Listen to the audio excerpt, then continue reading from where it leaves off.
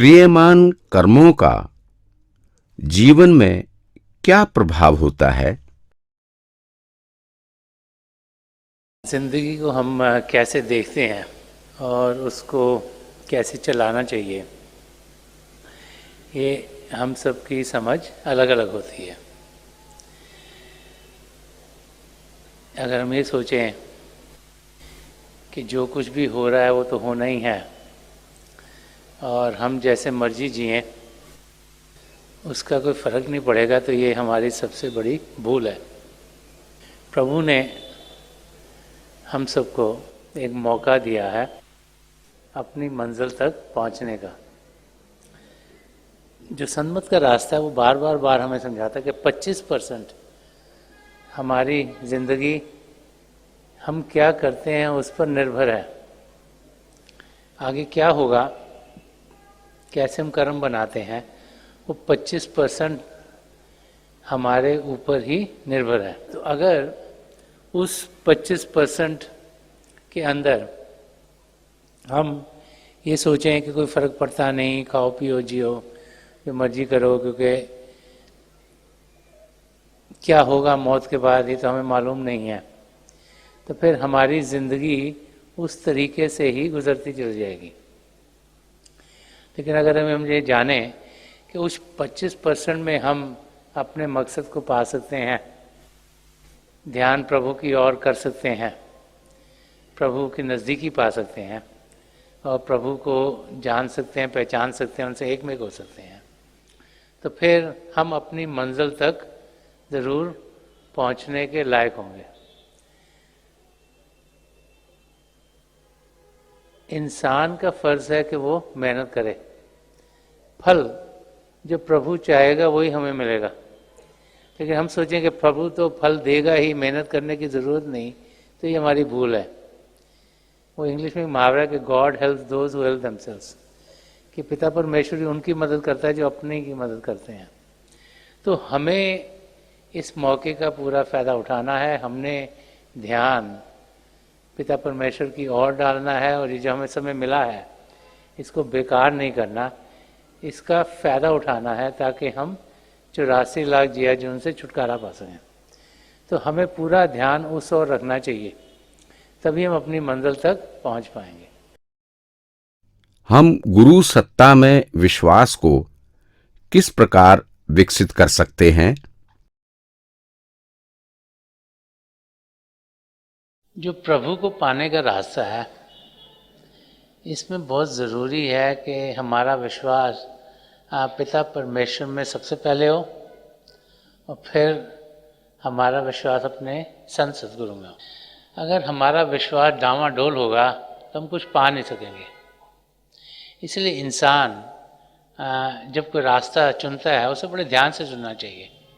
उससे पहले जितना मर्जी एक्सपेरिमेंट करे, एक रास्ता देखे, दूसरा देखे, तीसरा देखे, लेकिन जो रास्ता हम चूज़ करते हैं ये ज़रूरी है कि उसमें हमें पूरा विश्वास हो। विश्वास होने के लिए हमारे अंदर अपने सद्गुरु के लिए और पिता परमेश्वर के लिए प्रेम होना चाहिए। अगर प्रेम होगा, लगाव होगा, तभी हम इस रास्ते पर बढ़ पाएंगे।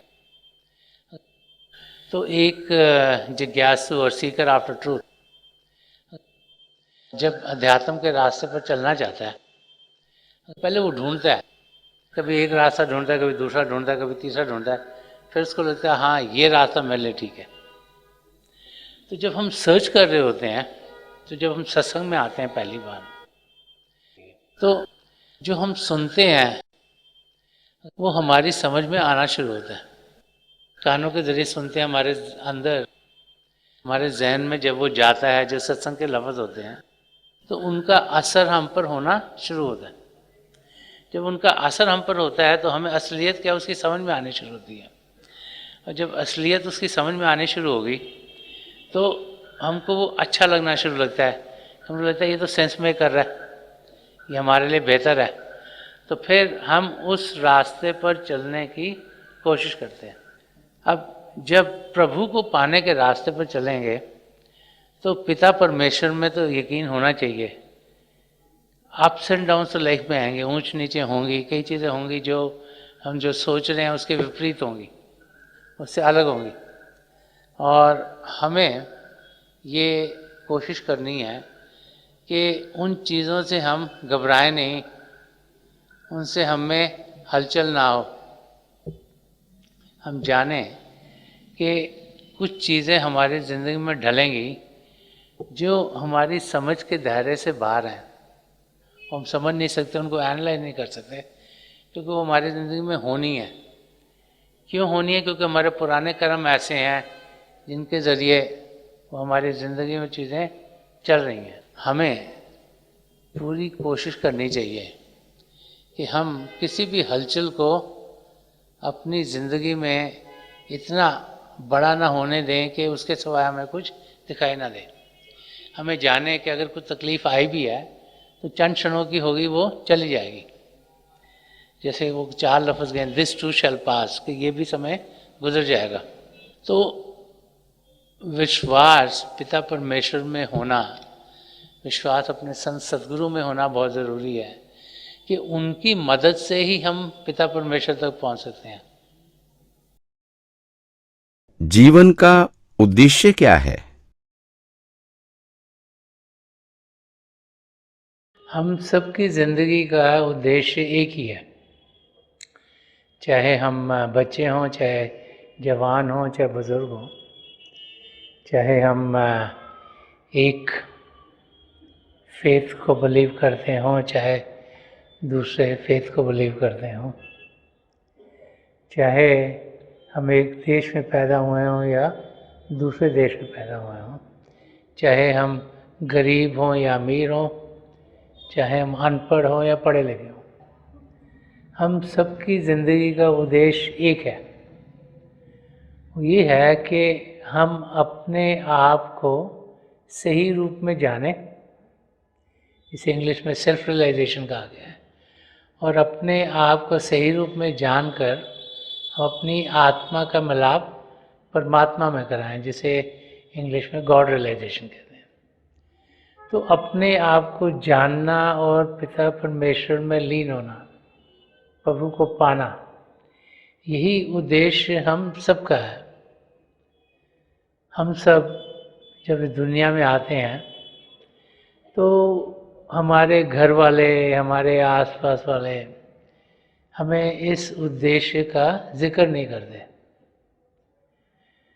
सब यही चाहते हैं कि हम इस दुनिया में सही तरीके से सेटल हो पाए। हम जो सोचते हैं कि हमने बड़ी मेहनत करी, हम बड़े काम करते हैं, इस करके हम वो पा रहे हैं जो हमें मिल रहा है, लेकिन हम भूल जाते हैं कि प्रभु की दया हम सब पर है।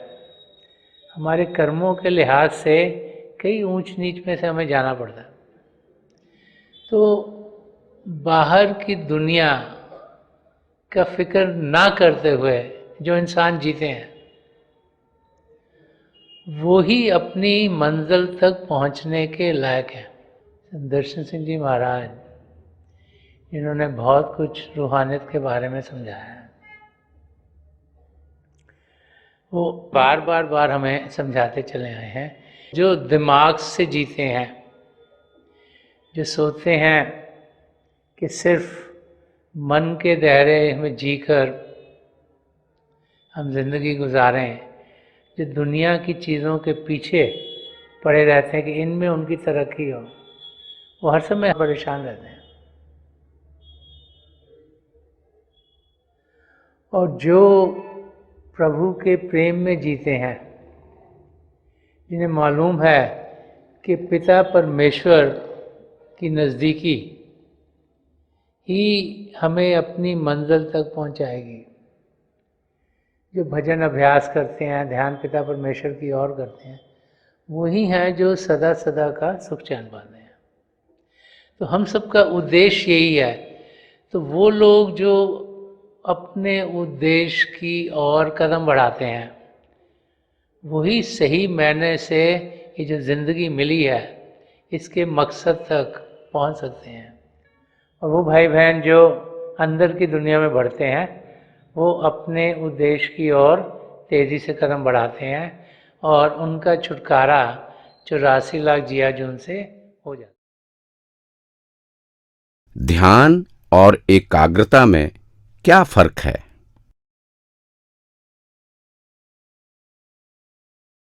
एकाग्रता, कंसंट्रेशन, अपना ध्यान किसी बाहर की चीज़ में करने को होता है। जैसे हम पढ़ लिख रहे हैं, हम तो कंसंट्रेट करें, ध्यान बाहर की और लगाने की कोशिश करें ताकि हम वो चीज़ सही तरीके से कर पाएँ। अपना ध्यान एक ही तरफ रखें और जो एकाग्रता इस्तेमाल की जाती है वो बाहर की चीज़ों में ध्यान टिकाने के लिए ही कहा जाता है। जो ध्यान टिकाना है वो अंदर की दुनिया में बढ़ना है, वो अंदर की दुनिया में ध्यान लगाना है। वो एकाग्रता अंदर की दुनिया में करनी है, बाहर की दुनिया में नहीं। जब हम कंसंट्रेट करते हैं तो हम बाहर की चीज़ों को अच्छा कर सकते हैं। अगर दिमाग इधर उधर जा रहा है तो फिर हम कोई चीज़ ध्यान से नहीं कर पाते। तो एकाग्रता का मतलब है कि जो चीज़ हम कर रहे हैं उसको ध्यान से करें। जैसे आप पढ़ रहे हैं तो जो आप पढ़ रहे हैं पूरा ध्यान उसमें होगा तो आपको समझ में आएगा, आपके दिमाग में जाएगा, आप उसे बाद में इस्तेमाल कर सकते हैं। अगर आपने किताब खोली, पढ़ कुछ रहे हैं और ध्यान कभी क्रिकेट में जा रहा है, कभी मूवीज़ में जा रहा है, कभी कहीं और जा रहा है, तो आप वो चीज़ समझ नहीं पाते। तो वो कंसंट्रेशन करना है। ध्यान टिकाना है कि बाहर से ध्यान हटाकर अंदर की दुनिया में करना। अंदर की दुनिया प्रेम की दुनिया है, अंदर की दुनिया प्रभु से मिलन की दुनिया है, अंदर की दुनिया रूह की उड़ान की दुनिया है। तो ध्यान टिकाना अपनी रूह का अनुभव करने के लिए की जाती है। ध्यान टिकाने का मतलब होता है कि ध्यान अंदर की दुनिया में टिकाएं। प्रभु को पाने के लिए तुलसी साहब फरमाते हैं कि दिल का हुजरा साफ कर जाना के आने के लिए, ध्यान गैरों का उठा उसके बिठाने के लिए। कि अंदर से जब हम पाक होते हैं, साफ होते हैं और ध्यान जब बाहर से हटाकर प्रभु की ओर करते हैं तभी सही महीने से हमारा ध्यान टिकता है। उसी को मेडिटेशन कहते हैं, उसी को ध्यान टिकाना कहते हैं। और जो एकाग्रता है वो सिर्फ कंसंट्रेशन करना है, जो कि बाहर में कुछ भी करने के लिए कंसंट्रेशन चाहिए। अभी जैसे घोड़ों की रेस होती है तो घोड़े का ध्यान इस ओर ना जाए उस ओर ना, इसलिए उसको जैसे ब्लाइंडर्स कहता है वो लगाए जाते हैं ताकि वो अपनी लेन में भागे। क्यों? क्योंकि घोड़े को उसी लेन में भागना है, तभी वो सबसे कम समय में अपनी जगह में पहुंच सकता है। अगर उसको ब्लाइंडर नहीं लगे होंगे तो इधर भी देख सकता है कौन जा रहा है, तो हो सकता है इस लेन में भागने की जगह वो यहाँ पे भागना शुरू हो जाए, वहाँ पे भागना शुरू हो जाए। तो प्रोटेक्शन उसको घोड़े को दी जाती है ताकि वो अपनी मंजिल तक जा सके। तो वो एकाग्र उसका ध्यान रहे उस लेन के ऊपर, इसीलिए बाकी चीज़ें उसके लिए रोक दी जाती हैं। मगर जो ध्यान टिकाना है वो अंदर की दुनिया में कदम बढ़ाना है। बाहर से हम ध्यान हटाकर अंदर की दुनिया में करें। और जो ध्यान टिकाना है वो पिता परमेश्वर की नज़दीकी पाने के लिए है, वो अपने आप को सही रूप में जानने के लिए है, वो प्रभु से मिलन के लिए है। और यही दोनों में फ़र्क है। जीवन के आने वाली असफलताओं का सामना कैसे करें? हर एक की ज़िंदगी में हाँ, ऊंच नीच ज़रूर आता है। जब ऐसी चीज़ें आती हैं जो हम चाहते हैं कि हों पर होती नहीं, हमें लगता है हमें सफलता नहीं मिली, तो इंसान घबरा जाता है। तो जो प्रिंसिपल है ट्राई ट्राई ट्राई अगेन, उसको समझना चाहिए। हमें कोशिश करनी चाहिए बार बार बार वो करने की जो हम करने की कोशिश कर रहे हैं। और कुछ नहीं हुआ तो हम और मेहनत करें और मेहनत करें और मेहनत करें, और अगर हमारे लिए वो ठीक होगा तो हमारी ज़िंदगी में ज़रूर ढलेगा। हमने वो काम करने हैं जिससे कि हम ये ना सोचें कि कुछ हो नहीं सकता। कोई भी चीज़ इम्पॉसिबल नहीं है। ऊंच नीच ज़िंदगी में आती है, उसको हमें जानना चाहिए, समझना चाहिए, उससे घबराना नहीं है। और मेहनत करें तो सफलता हमारे अंग संग ज़रूर होगी। समय लग सकता है, अपने आप को हम और परफेक्ट करें और परफेक्ट करें, कोशिश करते जाएं। कोशिश करना हमारा काम है, एफर्ट पुट इन करना हमारा काम है। जो रिजल्ट है वो प्रभु के हाथ में है। वो जानते हैं कि हमारे लिए बेहतर है, वही हमारी ज़िंदगी में डलेगा। लेकिन एफर्ट डालना ताकि हम वो कर सकें जो करना चाहते हैं, जिसमें हमें सफलता नहीं मिल रही, और बार बार बार हम ट्राई करेंगे तो सफलता हमें ज़रूर मिल जाएगी।